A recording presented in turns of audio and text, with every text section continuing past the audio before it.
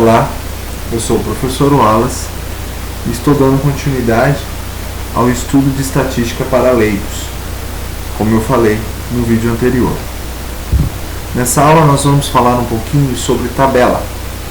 Tabela é a melhor maneira, o melhor modo de estudar e analisar os resultados de uma amostra, né? O quanto uma variável ela pode alterar, quanto que ela pode mudar, né?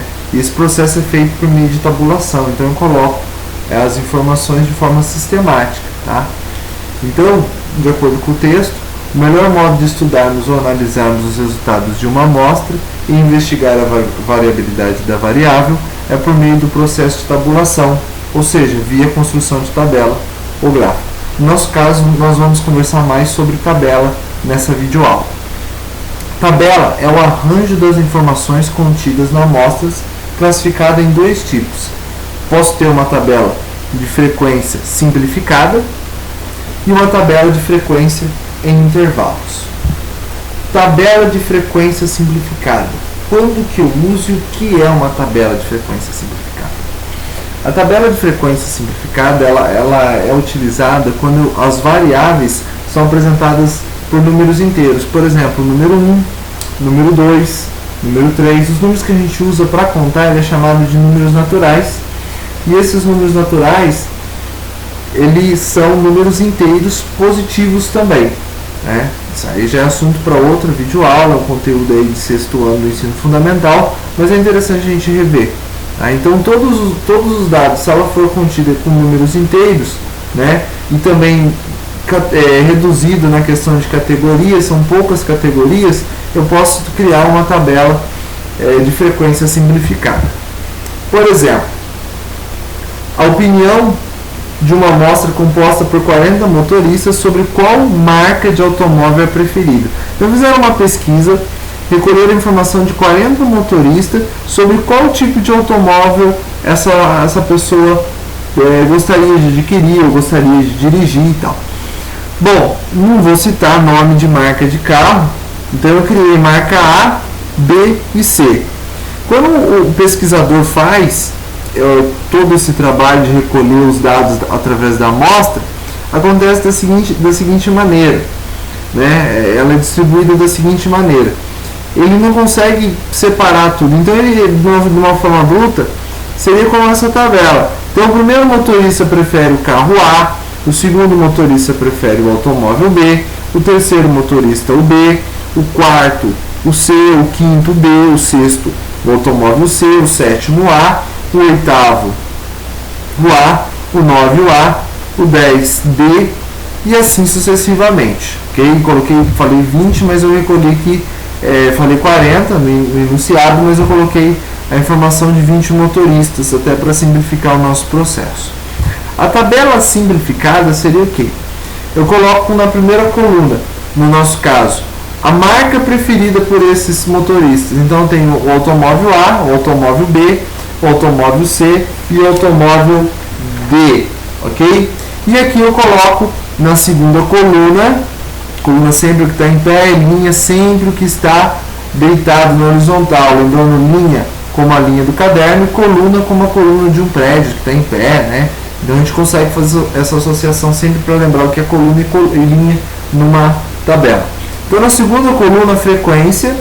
Nesse processo eu apresentei a frequência na segunda coluna como frequência absoluta, ou seja, o número exato de pessoas que preferem o automóvel A. Na segunda coluna eu apresentei como frequência relativa, ou seja, quando eu dou essa quantidade em forma de porcentagem do todo, aqui no nosso caso do automóvel A, a frequência relativa é 45%, quando eu dou em porcentagem do todo, eu falo que é frequência relativa, e frequência absoluta é o número total entre todos eles. Então, a marca preferida do A, frequência 9 ou 45%. Automóvel B, frequência 4 ou 20%. Automóvel C, frequência 4 ou 20%. Automóvel D, 3 pessoas apenas preferiam o automóvel D, frequência 15%. De onde veio essa informação? Veio da tabela anterior. Se eu contar aqui o número entre esses 20 motoristas entrevistados na pesquisa, se eu recolher aqui contar quantos preferiam o automóvel A, eu tenho 1, 2, 3, 4, 5, 6, 7, 8 e 9, ou seja, 9, que representa 45% dos 20. Se eu pegar o automóvel B, eu tenho 1, 2, 3 e 4. Então, automóvel B, frequência 4, que representa 20%. Sucessivamente também, automóvel C, se eu contar, eu vou ter 1, 2, 3 e 4. Conforme mostra na tabela, automóvel C, letra D, automóvel D, apenas 3 pessoas optariam para o automóvel da marca D. Ok? Bom, simplificada porque eu tenho apenas 4 variáveis, automóvel A, automóvel B, automóvel C e automóvel D, e tenho apenas 20 pessoas. Lembrando que a amostra era 40, mas eu reduzi ainda para 20, ok? Bom, vamos falar agora um pouquinho de tabela de frequência em intervalos. Quando que eu utilizo uma tabela de frequência em intervalos? Quando essa variável ela é uma fração, ou seja, um número com vírgula também pode ocorrer, né? Ou quando eu possuo muitas categorias, no caso aí que eu dei o exemplo da pesquisa eleitoral, então eu quero classificar a idade, né, dos eleitores para o tal candidato, eu poderia separar aí em intervalos, de quanto a quantos anos, por exemplo, de 16 a 21, intervalo aí de 5 anos, né? Bom, vamos dar um exemplo prático. O exemplo prático é o seguinte, o problema foi o seguinte: os alunos de uma amostra apresentam a seguinte estrutura em centímetro. Então eu tenho aluno aí, um aluno com 168, um aluno com 170, 165, um aluno com 177 centímetros de altura, um de 169 centímetros, um de 180, um de 162 centímetros, até o último aí com 170 centímetros. São 16 alunos, ok?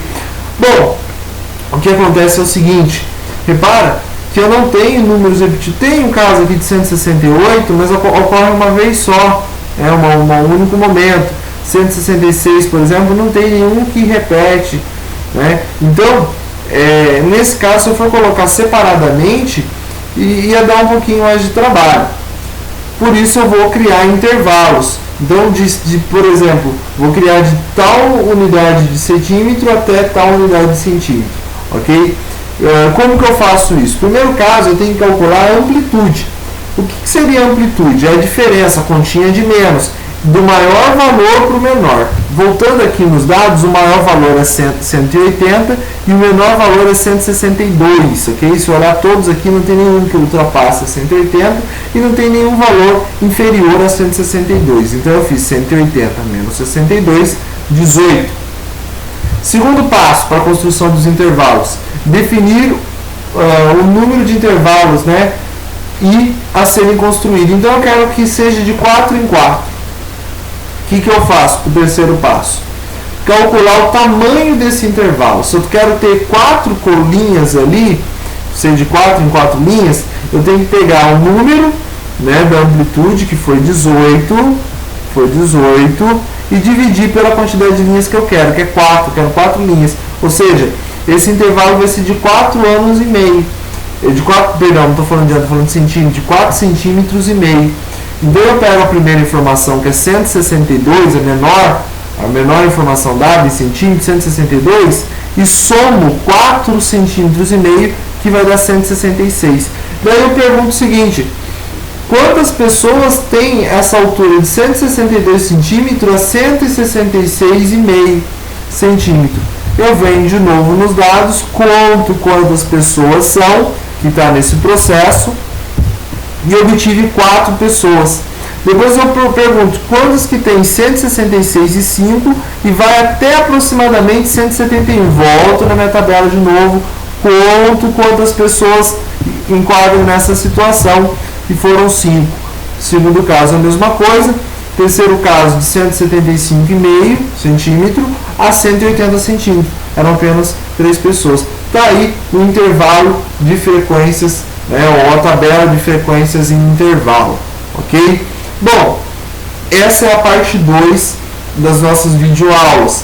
Lembrando que esse curso é focado para pessoas leigas. Então, se você já tem mais alguma informação, aguarde um pouquinho, né? Próximos vídeos a gente vai estar trabalhando aí também até margem de erro ou coisa até superior a isso, mas é tudo uma questão de tempo, ok? Lembrando que eu sou professor de matemática, dou aula de física também, né?